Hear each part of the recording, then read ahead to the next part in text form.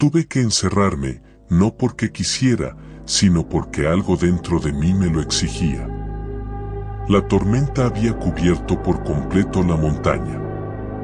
Y ahí estaba yo, solo, rodeado de árboles crujientes, de caminos sin nombre, de una nada que parecía observarme. Me refugié en esa cabaña como si fuera la última esperanza, creyendo que entre esas paredes viejas y húmedas estaría a salvo. Pero entonces, desde lo profundo del bosque, surgieron risas. No eran carcajadas humanas, eran burlonas, distorsionadas, como si algo se divirtiera con mi miedo.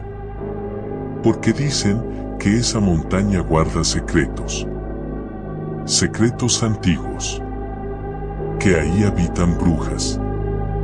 Y en ese preciso instante, lo entendí todo. Comprendí por qué se reían. Comprendí a dónde había venido a meterme. Y por un segundo, una verdad helada me atravesó la mente: lo que estaba encerrado ahí, conmigo, era peor que todo lo que pudiera esperarme allá afuera. Muy buenas noches, comunidad. Qué gusto tenerles otra vez en este espacio. Esta vez desde una ciudad de México sumida en la lluvia, con los truenos retumbando detrás de estas ventanas delgadas como papel. Si en algún momento la tormenta interrumpe, ya saben, perdónenle a la noche su presencia. La historia de hoy necesita tiempo. Es una de esas que primero deben envolverles, dejarles empapados en el ambiente, arrastrarlos al lugar donde ocurrió. Solo así podrán realmente vivir el terror que viene. Les pido, con todo respeto, que se preparen y sobre todo, que escuchen esto bajo su propio riesgo. Y lo digo en serio, si hay niños por ahí cerca, o personas que se impresionan con facilidad, es mejor que se retiren o escuchen esto en otro momento. Lo que están por oír es fuerte, oscuro, y deja huella. A los demás, tienen 10 segundos para arrepentirse, cerrar esta historia e irse a buscar algo más tranquilo. Porque una vez que entremos, no hay regreso. Estás escuchando Relatos de la Noche. Y comunidad, es el mío. Mi historia empieza con una advertencia. Hagan caso a sus abuelas. Si aún tienen la dicha de tenerlas con vida, escúchenlas. No hay en este mundo un alma que se preocupe más por ustedes. Las madres quieren enseñarnos, formarnos, pero las abuelas solo quieren protegernos, aunque eso signifique advertirnos de cosas que no queremos creer. Les digo esto porque lo que estoy por contar es una mezcla entre vivencias propias y relatos que me fueron confiados, pero juntos forman lo que fue la noche más aterradora de mi vida. La casa de mi abuela se encuentra en el pueblo donde nació mi madre. Ella se vino a la capital, buscando un futuro, pero el resto de su familia se quedó allá. A mí no me permitieron conocerlos, no hasta que mi madre se divorció. Tenía 10 años cuando me llevaron por primera vez. Mi padre nunca quiso que yo me acercara a esa parte de mi historia. Pero cuando llegué, me recibieron con una fiesta. Desde entonces, esa familia lejana se convirtió en la más presente en mi vida. Por desgracia, la familia de mi madre arrastraba una M. Por desgracia, la familia de mi madre arrastraba una maldición no dicha. Casi todos murieron demasiado jóvenes. Ese clan que una vez fue grande, se fue apagando con los años. Y al final, solo quedaba ella, mi abuela Julia. Cuando comenzó a enfermar, nos organizamos para cuidarla. Mi madre y yo nos turnábamos cada fin de semana para visitarla, para que nunca estuviera sola. Y esta historia, comunidad, comienza un viernes. Pero no uno cualquiera. Y sí, sé cómo suena, pero fue un viernes 13. El 13 de diciembre del 2013. Llegué en el único autobús que paraba por ese pueblo diminuto. Nadie más bajó conmigo. Emprendí el camino a pie, reconociendo las calles cada vez más vacías. Las tienditas donde alguna vez corrí por dulces ya no estaban. Solo un Oxxo resistía, como si fuera el último testigo de la vida que alguna vez hubo. La casa de mi abuela estaba justo en el borde del pueblo, donde la calle comienza a subir y se pierde en la montaña. Desde ahí se veía todo. Cada foco, cada ventana iluminada, una vista que aún me estremece de nostalgia. Pero esa tarde no fue como las demás. Vi a mi abuela parada afuera, observando fijamente hacia el monte. Primero pensé que regaba sus plantas, pero no. Su rostro estaba tenso, inquieto. Apenas me vio, me abrazó y me dijo, vino Lalo, y me dejó preocupada. Mi tío Lalo, en realidad primo de mi mamá, sobrino de mi abuela, había estado con ella un rato. Pero como solía pasar, de pronto se le fue la mente. Empezó a hablar solo, como si conversara con alguien invisible, y luego salió corriendo hacia el monte. Lalo siempre fue así. Tenía etapas donde simplemente desaparecía. A veces días, a veces semanas. Lo encontraban en pueblos lejanos o perdido en la sierra. Mi madre decía que había sido por drogas, que en su juventud había dañado su cabeza. Pero mi abuela tenía otra explicación. Ella creía que su madre, la bisabuela, había hecho un pacto. Un trato oscuro. Una deuda con algo que no perdona. Y que le fue cobrada con la mente de su hijo. Mi abuela creía en brujas. Pero no en las de cuentos, en las de verdad. En esas mujeres que, en tiempos antiguos, hacían trabajos. Curaban enfermedades, traían amores, ofrecían fortuna, pero todo tenía un precio. A veces no se cobraba al momento, pero siempre, siempre se cobraba. Julia jamás se metía con ellas. Y aunque con los años ya no se veían por el pueblo, decían que se habían refugiado en la montaña, escondidas luego de una traición con un presidente municipal. Yo nunca vi nada, pero ella lo creía con todo su corazón.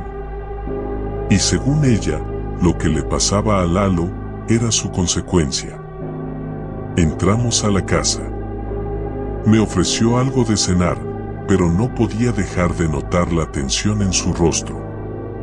Su mirada se iba una y otra vez a la ventana, la que daba al cerro. Me apuré a terminar la cena, aunque la preocupación ya me hacía perder el sabor. Le dije a mamá Julia que saldría a buscar al tío Lalo. Pensaba que quizás andaba cerca, desorientado entre los árboles, y si lo encontraba antes de que cayera la tormenta, todo estaría bien. Ella me miró seria, luego señaló el horizonte, las nubes ya se acercaban, pesadas, negras. Me advirtió que la lluvia no tardaría. Le respondí que justamente por eso debía apurarme. No quería que le agarrara la tormenta allá arriba, solo. Claro que me preocupaba él, pero sobre todo ella. Mamá Julia ya no estaba para esas angustias. Cada sobresalto le pegaba en el cuerpo, le robaba el aliento. Si yo podía ahorrarle ese dolor, lo haría. Además, conocía bien esos caminos. De niño los recorrí con mis primos, sabía dónde pisar y por dónde no ir. No me alejaría más de lo que podía reconocer. Logré convencerla. Me dijo que Lalo llevaba puesto un suéter verde, uno que ella misma le había tejido. Y antes de que saliera, me lanzó una advertencia con esa voz suave, pero firme, que solo tienen las abuelas cuando lo dicen desde el alma. Pase lo que pase, mijo, aunque te agarre la tormenta, no te quedes en la casa de los hermanos Berlanga. Estás sola, pero no vacía. Yo conocía esa historia. Los hermanos Berlanga eran dos gemelos viejos, solitarios, que vivían en una casa perdida en lo alto del cerro. Sembraban ahí mismo, en un campo aislado donde no llegaba ni el eco del pueblo. Recordaba haber visto esa casa una vez, de niño, aunque nunca supe cómo llegué hasta ahí. No pensé que esa noche volvería a encontrarla. Tomé el sendero de siempre, el que conocía de memoria. El viento ya soplaba fuerte, y mientras avanzaba, iba gritando el nombre de Lalo. Dicen que a veces el viento lleva los gritos lejos, y yo quería que el mío lo alcanzara donde estuviera. Al poco rato, el sonido del pueblo desapareció. El monte tiene ese silencio que no es silencio, ese vacío que pesa. Solo de vez en cuando ladraban perros a lo lejos, como si solo ellos tuvieran permiso de hacerse oír. Subí durante media hora, y fue entonces que escuché voces. Conversaban con calma, como si no tuvieran prisa. Me acerqué, y vi dos figuras sentadas junto a una fogata ya apagada. La oscuridad no me permitía distinguir sus rostros, y no quise encender la linterna. Les hablé desde lejos, con respeto. Buenas noches. ¿No han visto pasar a alguien por aquí? Lo dije así, para que entendieran que era del pueblo, uno de los suyos. En lugares como ese, eso marca la diferencia. Ellos voltearon lentamente, ojos blancos sobre sombras negras. Por aquí no pasa nadie a estas horas, dijo uno. No pasa nada a estas horas por aquí, repitió el otro, casi pisándole las palabras. Les expliqué lo de mi tío, que se le iba la cabeza, que nos preocupaba. Les dije que era sobrino de Julia, mi abuela. Sí, conocemos a Julia. Sí, conocemos a Julia. Dijeron los dos, uno tras otro, con esa forma exacta que me erizó la piel. Me pareció raro. En un pueblo tan pequeño, no era lógico que fingieran conocerla apenas. Más bien parecía que repetían lo que sabían que debían decir. Algo en mí empezó a dudar, a inquietarse. Y entonces, dijeron: por aquí no ha pasado nadie. O no lo vimos. No lo vimos pasar. No lo vimos. Pero sigue subiendo, que lo encuentres antes de que llegue la tormenta. Porque por aquí uno no debe andar de noche. No debe andar uno en noches como esta. Les agradecí. Forcé una sonrisa que no sentía, solo para evitar que pensaran mal. Uno de ellos se levantó. Dio unos pasos hacia mí. Y aunque estaba a escasos metros, no pude distinguirle ni el rostro, ni la ropa. Era solo una sombra, con ojos. Tú sabes que no viene solo, ¿verdad, muchacho? Su voz era tan baja que solo yo pude oírla. Entiendo que tienes que encontrar a tu familiar, pero esta noche no es buena para andar subiendo. No para ti. Se sentó de nuevo, junto al otro, y retomaron su conversación como si yo nunca hubiera estado allí. Seguí caminando, la tensión trepando por mi espalda. No quería volver, no sin mi tío. ¿Cómo podría mirar a mamá Julia a los ojos y decirle que me regresé porque sentí miedo? El miedo me mordía los talones, sí, pero más me dolía fallarle a ella. Subí un poco más. A la derecha del sendero, un pequeño desvío me llevó a un campo. Pude ver un claro entre la maleza iluminado apenas por mi linterna. En el centro, la casa de los Berlanga. Vieja, vencida, como a punto de derrumbarse. Recordé la advertencia. Sentí el viento y vi las ramas moverse como manos temblorosas. Pero esa casa no me llamaba. Me daba algo más que miedo. Así que seguí. Más adelante, empecé a apagar la linterna por momentos. No podía darme el lujo de que se agotara la batería. A oscuras, mis ojos comenzaron a acostumbrarse. A veces, sentía que veía mejor sin luz artificial. Caminaba un tramo, encendía para ubicarme, gritaba el nombre de Lalo, volvía a apagar. Así una y otra vez, confiando en la memoria y en la esperanza. Hasta que, de pronto, en la oscuridad, la vi. Una figura femenina, baja, inmóvil, justo en medio del sendero. El viento sacudía su rebozo, que ella sostenía con una mano cerca del cuello. No se le veía el rostro. Pero incluso si no hubiera estado oscuro, algo me decía que no debía verlo. Quise hablar. Decir buenas noches. Pero algo me lo impidió. No fue miedo. Fue otra cosa. Un presentimiento, una alarma invisible en mi pecho. Una certeza primitiva de que eso no era humano. De que eso no era mi tío Lalo. Y entonces recordé las historias. Las brujas. Las advertencias. Di media vuelta. Empecé a bajar. Volteé una vez más y entonces vi que venía hacia mí. Corriendo. Apagué mi linterna y corrí también. Sin mirar el suelo. Sin ver más que sombras que se rompían a mi paso. Mis rodillas se soltaban como trapos, arrastradas por la pendiente. Pero yo seguía. No pensaba en caer.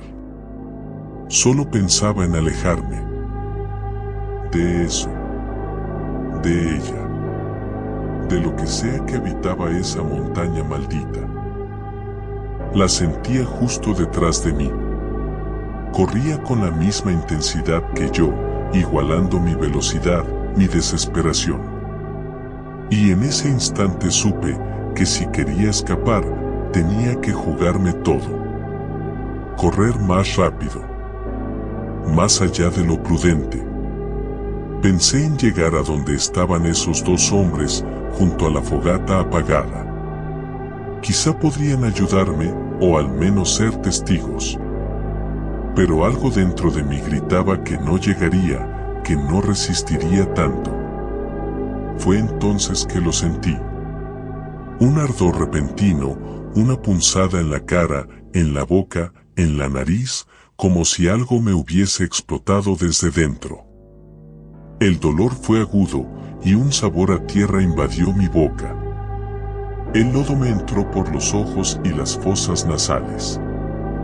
Me había caído, de pura cara. No sé cuánto rodé. Pero cuando logré incorporarme, lo primero que oí fue algo moviéndose entre la maleza. Algo que se reía. ¿Eso querías? Grité con rabia hacia la oscuridad. ¿Asustarme para que me partiera la cara? ¿Eso querías? En el fondo, deseaba que solo fuera eso. Una broma pesada. Un susto. Un castigo menor. Que me dejaran en paz y pudiera seguir mi camino. Pero el cielo ya no perdonaba. La tormenta había caído con todo su peso. Me levanté como pude. Seguía bajando, casi a ciegas, mientras el agua comenzaba a correr por el sendero como un pequeño río. Miraba de reojo hacia los árboles. No la veía, pero la sentía. Seguía ahí, acechando. El camino se borraba a cada paso. El agua lo devoraba. Ya no había sendero claro. Y fue entonces, a mi izquierda, que lo vi, el campo. Y en el centro, la casa. La advertencia de mamá Julia se encendió en mi cabeza como un relámpago. Pero también habló otro instinto, más salvaje, el de supervivencia. Necesitaba refugio. Un lugar para aguantar el diluvio y para ocultarme de lo que me seguía. Un rayo cayó no muy lejos. Lo sentí en el pecho. Me impulsó. Crucé el campo cubierto de hierba crecida, de maleza espesa que me azotaba las piernas. Lo que antes fue tierra fértil, ahora era monte salvaje. Avancé como pude, sintiendo las ramas rasgarme la ropa. Ya cerca de la casa, me giré por última vez hacia el bosque. La oscuridad era tan densa que apenas podía ver, pero entonces un relámpago iluminó el cielo. Y ahí, entre las copas de los árboles, lo vi. Sombras. Figuras de mujeres. Suspendidas sobre ramas delgadas que jamás deberían soportar su peso. Al menos 3. Y todas observando. Corrí hacia la casa. Toqué la puerta. Nadie respondió. Olía a humedad, a abandono, a tierra vieja. Entré. El lugar estaba casi seco, salvo por algunas goteras. Era suficiente. Ahí podía quedarme. Resistir. Esperar que amaneciera. Y fue entonces que lo recordé. Esa casa no era un simple refugio. Era parte de una historia. Una de esas que se susurraban en el pueblo. Algo que había ocurrido hace muchos años. Cuando la policía no era la de siempre, sino agentes vestidos de civil. Buscaron casa por casa a una mujer. Una que nadie conocía, pero que traían en foto. 3 de esos hombres no eran policías. Eran sacerdotes. Buscaban a una mujer poseída. Decían que había escapado. O que la habían ayudado a huir de un convento donde llevaba meses encerrada, mientras obispos, doctores y cardenales esperaban la aprobación del Vaticano para practicarle un exorcismo. Alguien la dejó salir. Le abrieron todas las puertas. Nadie supo cómo llegó hasta ese pueblo, pero los forasteros la buscaban con desesperación. Y nadie les habló de la casa en el monte. La de los gemelos Berlanga. Tal vez alguien les pidió esconderla. Tal vez ella llegó sola. Pero nadie se acordó de los viejos. Después, hubo rumores. Gente que subía al cerro por leña o a cazar decía haber escuchado gritos. Voces de hombre y mujer, blasfemias dichas con rabia. Otros decían que los gemelos bajaron un día al pueblo por leche, huevos, artículos de limpieza. Algo extraño, porque ellos tenían sus propios animales. Gallinas, chivas, todo. ¿Por qué bajar? Y luego, el silencio. Los gritos cesaron. Pero también la actividad. Las plantas crecían y se echaban a perder sin que nadie las cosechara. Las gallinas desaparecieron. Una chiva bajó sola al pueblo. Hambrienta. Perdida. Cuando finalmente subieron, dicen que lo que encontraron fue espantoso. La mujer seguía allí. Los hermanos, no. Volvió la policía. Y también los sacerdotes. Subieron de noche. Al amanecer ya se habían ido. Y se llevaron todo. Yo siempre pensé que era puro cuento. Una forma de explicar la muerte de dos ancianos en una casa lejana. Pero esa noche en que yo estaba dentro de esa casa, no pude quitarme la idea de la cabeza. ¿Qué hay? Si se escondió una mujer poseída. Que todo había sido cierto. Y yo estaba en el mismo lugar. Las risas regresaron. Allá afuera, entre los árboles. Y fue entonces que lo entendí. Entendí por qué se burlaban. Entendí dónde me había metido. Tuve una revelación espantosa. Si realmente no estaba solo. Si las historias eran ciertas. Si mamá Julia tenía razón. Entonces lo que estaba ahí conmigo era peor. Mucho peor que lo que me esperaba allá afuera. La casa tenía 2 habitaciones, una más grande, abierta, y otra más pequeña que parecía ser la recámara. La puerta de ese cuarto estaba cerrada.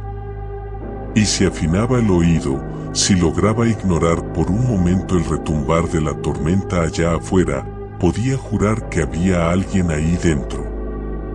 Las palabras de mamá Julia resonaban con fuerza en mi mente. Está abandonada, pero no está sola. Me acerqué. Empujé la puerta. Era de madera maciza, pesadísima, como si la hubieran construido para contener algo o a alguien. Las bisagras, oxidadas, apenas sostenían su peso. Cuando logré abrirla, no había nadie. Al menos, no a la vista. Pero el olor. Un hedor penetrante me golpeó el rostro. Una mezcla de humedad, encierro y algo más. Algo que no sabía nombrar. En el suelo había una veladora. Ya casi desgastada. Lo que alguna vez fue la figura de un santo estaba borrado, como si alguien hubiera raspado su rostro con furia. Aún fumaba en aquel entonces. Saqué el encendedor y la encendí. Mis cigarros estaban húmedos por la caída, pero logré rescatar uno. Al encenderlo, me supo a gloria. Era lo único cálido en medio de esa noche que parecía eterna. Pasaron unos minutos. Y entonces lo escuché. Un sonido leve. Como garras. Como uñas arañando la pared. Contuve la respiración. El sonido se movía. Iba de un lado a otro. Rodé a la casa. Y luego, lo escuché claramente rascar el vidrio de la ventana. Pero no vi nada. Nada. Solo el sonido. Un miedo sordo me oprimió el estómago. No era miedo común. Era una presión adentro, como si algo me inflara por dentro, como si las tripas me pesaran y suplicaran salir. Una sensación que solo quien ha sentido terror visceral podría comprender. Me agaché. Busqué entre los restos oxidados de la cocina. No me importaba ensuciarme, solo necesitaba algo. Algo con que aliviar aquella presión. Y entonces lo vi, un cuchillo plegable. Pequeño, oxidado, pero suficiente. Suficiente para sacar eso que llevaba dentro. Me quité la camisa. Palpé mi estómago, buscando el punto exacto donde se acumulaba la presión. Era arriba, justo antes de las costillas. Ahí dolía más. Ahí picaba como si algo estuviera creciendo. Apoyé el cuchillo en la piel. Cerré los ojos. Presioné. Sentí la primera punzada. y fue entonces que desperté. Desperté como si algo me hubiese sacado de un trance. ¿Qué estoy haciendo?, me dije en voz alta, jadeando. ¿Cómo llegué a pensar que eso era normal? ¿Por qué demonios creí que cortarme era una solución? ¿Qué fuerza me había llevado a ese punto? Y entonces, alguien se rió. Adentro de la casa. En el cuarto vacío. Me giré. Fui hacia la puerta, pero antes de alcanzarla, miré hacia afuera, por el mismo sendero por donde había llegado.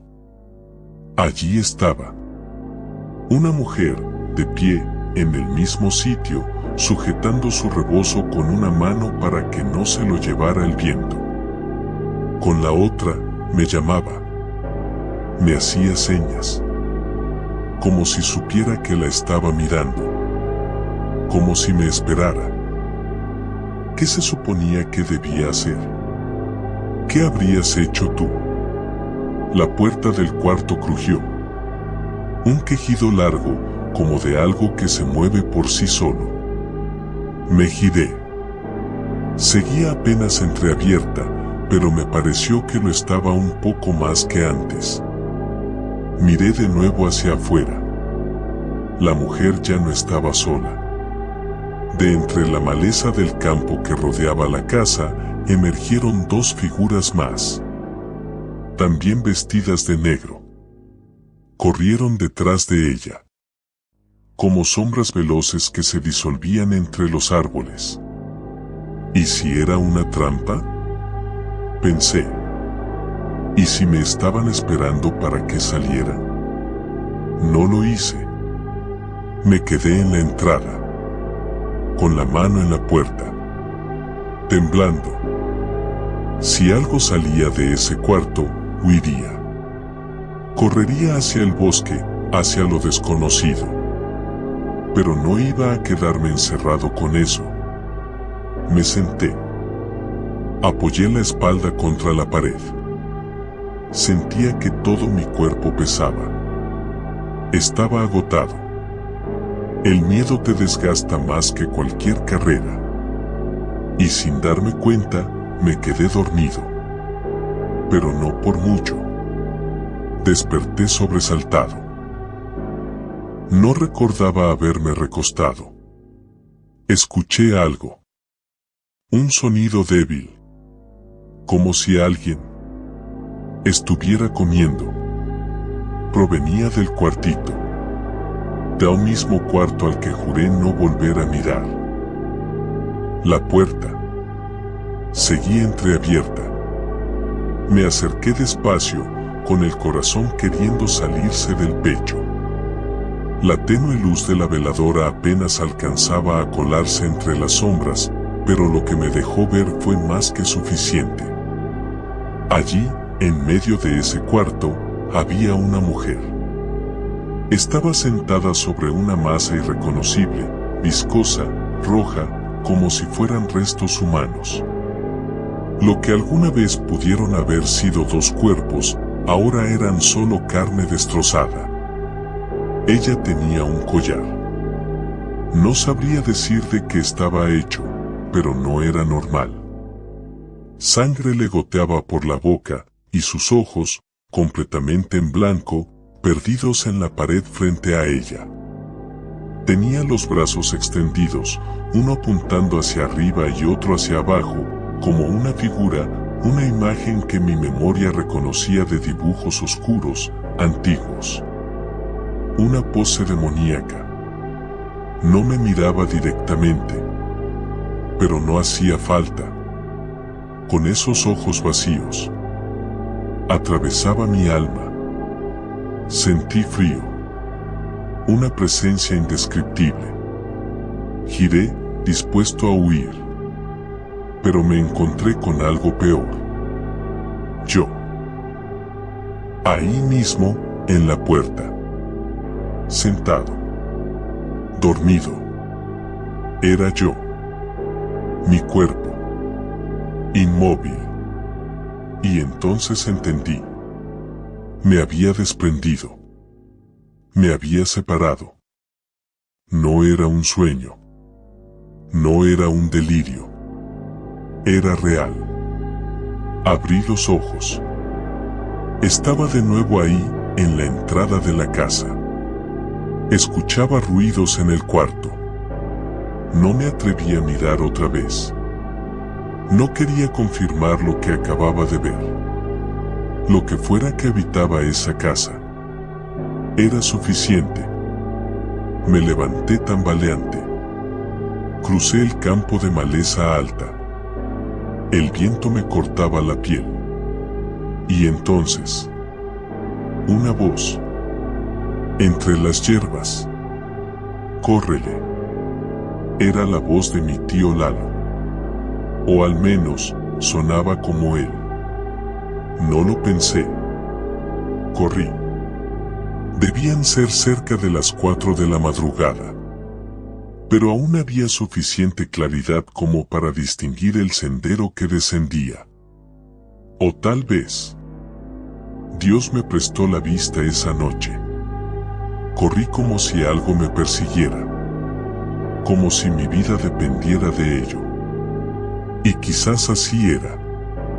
Pronto, encontré el lugar donde antes había visto la fogata. Ya no quedaban rastros de los hombres. Pero al menos sabía que iba en la dirección correcta. Llegué a casa justo antes del amanecer. La lluvia había cesado. Y mi abuela, ahí estaba, rezando. No había dormido nada. Cuando me vio, se le humedecieron los ojos.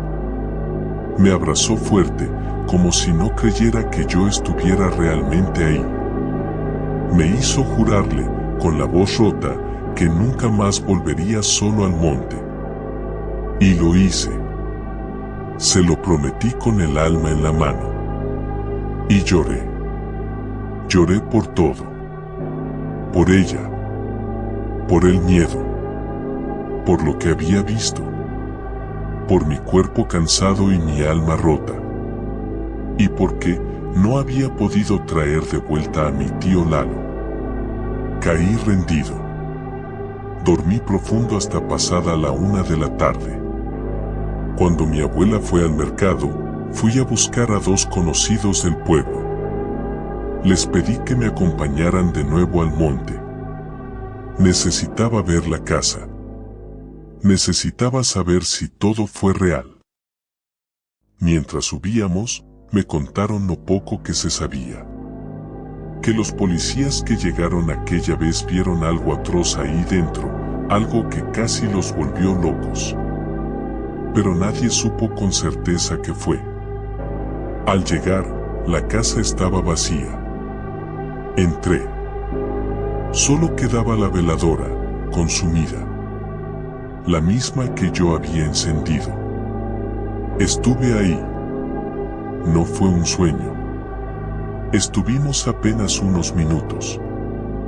Mis amigos no quisieron quedarse más tiempo. Y yo tampoco.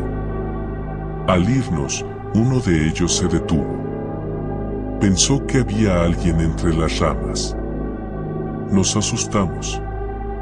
Pero al mirar bien, era un espantapájaros. Antiguo. Raído. Casi escondido entre la maleza. Llevaba un suéter verde. El mismo que mi abuela le había tejido a Lalo. Estaba roto, sucio, cubierto de tierra. Como si hubiera estado ahí desde hace años. A mi tío Lalo nunca más se le volvió a ver. Esa crisis fue la última. No volvió a casa. Mamá Julia murió poco después.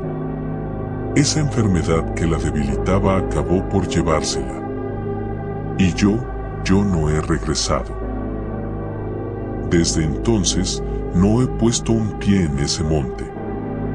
Sé que la casa sigue ahí. Más vieja. Más sola. Quizás, más viva. No tengo razones para volver. nada me espera allá. Nada, salvo esa casa. Esa casa que todavía me susurra desde la distancia. Pero mientras esté lejos, puedo ignorarla. Puedo callarla. Puedo estar en paz. Aunque a veces, creo que eso que quedó allá arriba, sigue esperando que alguien vuelva. Alguien que lo libere. Alguien que lo lleve consigo. Y si algún día lo logra, solo espero que haya olvidado mi nombre. O que jamás me encuentre.